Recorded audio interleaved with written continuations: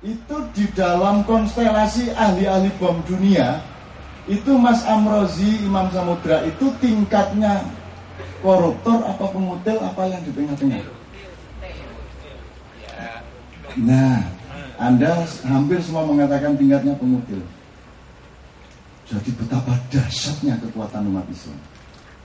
Ngutilnya saja itu, ngutilnya tok itu bisa menghancurkan sebuah gedung besar yang dihuni oleh 200 orang pada waktu itu. Dengan lubang yang 3 meter, berdiameter 3 meter untuk bisa melakukan ledakan sangat besar.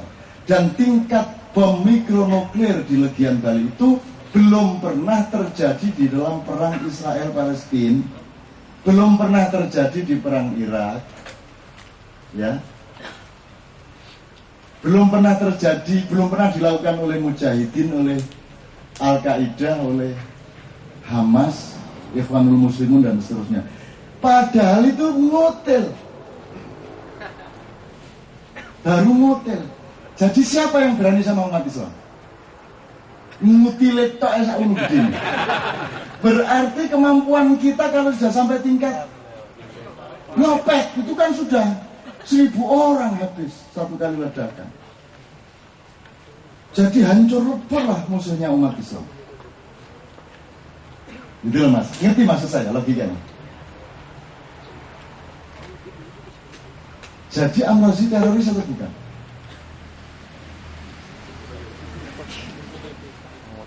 Di samping soal bahasa tadi. Ya tapi Amrozi, tapi kenapa Amrozi meyakini bahwa itu bom dia? Loh, dia kan mau dihukum mati, dia harus punya keyakinan. Dia harus menutupi lubang di hatinya. Dan yang dipakai untuk menutupi itu kan kata jihad sama syahid. Kan begitu. Kalau enggak, masa dia mati tanpa keyakinan, mati tanpa kebanggaan? Ya pasti dong dia akan mengatakan saya jihad, saya syahid.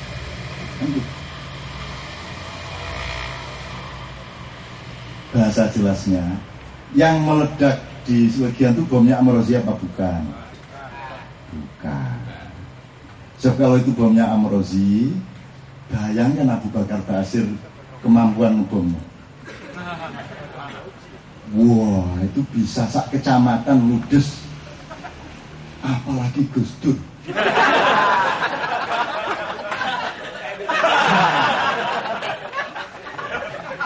Betul nggak Mas? Jadi teman-teman sekalian, mohon Anda tidak usah terlibat secara tidak objektif dan tidak berilmu untuk mengutuk dia itu teroris ataupun pahlawan. Kita belajar dulu saja. Itu ya teman-teman sekalian, kita belajar. Itu kan ceritanya itu pada tahun 2002 itu Abu Bakar Basir mau ditangkap, Amerika memaksa Megawati untuk menangkap Abu Bakar Basir. Megawati tidak mau. Itu 3 minggu sebelum bom Bali. Karena Megawati tidak mau, maka diancam kalau gitu kamu akan menemukan perkara yang sangat besar. Gitu loh. Dan eman-eman ngebom sekali mestinya kurbannya harus banyak. Banyak itu maksudnya bukan hanya menghukum Indonesia, di mana Bali itu adalah sumber devisa yang sangat tinggi dan itu lambang damai kan begitu kan, lambang kelembutan, keindahan, tapi dikasih bom menjadi hancur lebur apa yang sudah dibangun berpuluh-puluh tahun. Tapi wong di sana banyak turis, mending sekalian kita gangguin si Australia supaya setelah itu Perdana Menteri Australia taat sama kita, kan gitu kan. Jadi yang dikenain harus kafe yang isinya orang Australia. Kalau isinya orang Indonesia, untuk apa Wong? Cukup ada bom tok aja sudah Indonesia akan taat. Maka bisa ambil satu negara yang lain yang bisa dijadikan dandingnya di Asia Tenggara, yaitu Australia. Maka yang diambil adalah loh, kalau gitu Amrozi ngebom apa tidak? Bikin bom atau tidak di Legian? Bikin. Cuman bomnya meledak tidak karena dia meledak, Karena beberapa menit sebelum bomnya diledakkan, ada bom yang jauh lebih besar yang meledak, sehingga bomnya Amrozi ikut meledak. Begitu. Dan sudah dipersiapkan beberapa indikator-indikator fakta hukum untuk ditaruh di sekitarnya, termasuk KTP, L300, tempat kos, dan seterusnya. Itu ada dua skenario. Bisa sejak awal memang ada seseorang yang menyamar untuk menemani Amrozi dan merencanakan pembunuhan Bali, atau disidik saja, diselidiki saja rencana-rencana Amrozi Imam Samudra dengan laptopnya itu bagaimana. Ketika diketahui persis jam berapa, tanggal berapa, di mana, maka dibikinkan bom yang diledakkan beberapa menit sebelum bomnya Amrozi meledak. Gitu. Sehingga semua itu adalah adegan drama. Dan adegan drama terakhir adalah hari-hari kemarin ini, dan itu semua ada biayanya sejak awal, termasuk undang-undang anti terorisme. Itu semua adalah proyek internasional yang biayanya didrop dari luar. Nah, teman-teman sekalian, yang saya ingin omongkan kepada jamaah Pimpin Cinta adalah, mbok kita jangan ikut dengan mudah arus disinformasi seperti itu, sehingga kita juga tidak usah membela Amrozi secara tidak rasional, tapi juga kita tidak usah mengutuk Amrozi secara tidak rasional. Kita belajar sajalah, kita pahami. Tanya sama Noe, ada berapa jenis bom di dunia ini? Anda pikir dia penyanyi? Dia penyanyi itu sekedar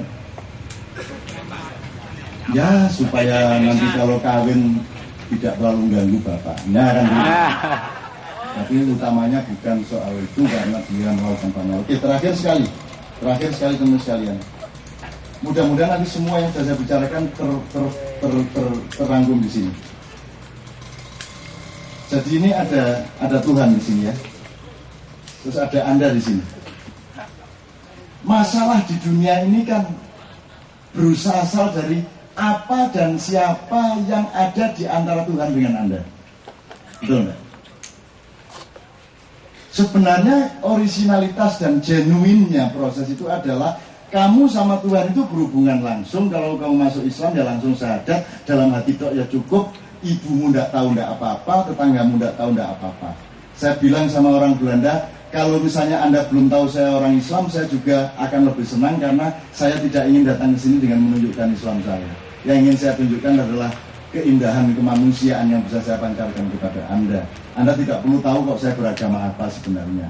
Tapi karena sudah telanjur Anda tahu saya orang Islam, ya sudah, sekarang saya akan mengemukakan idiom-idiom dan ekspresi Islam saya.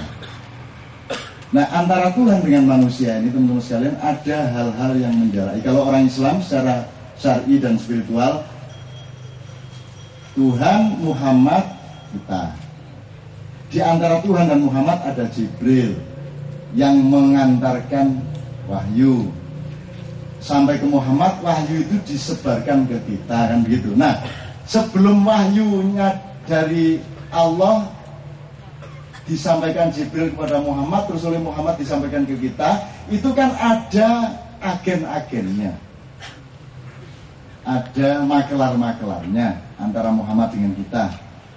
Jadi Anda mengenal nilai tertentu dari Islam kan tidak langsung dari Muhammad, dari ustadz di kampung, dari guru di kelas, dari kiai di pesantren, kan begitu kan?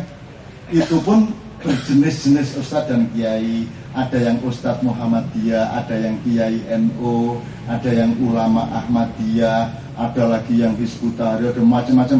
Jadi di antara Anda dengan Muhammad dan Allah itu ada macam-macam.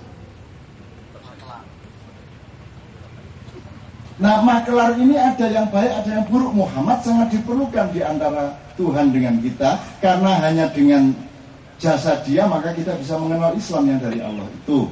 Maka dia adalah berada pada titik di tengah antara Tuhan dan kita secara positif. Demikian juga Jibril. Nah, sekarang kewajiban utama ulama atau orang macam saya itu adalah jangan sampai saya menjadi faktor negatif di antara hubungan Anda dengan Tuhan, betul nggak?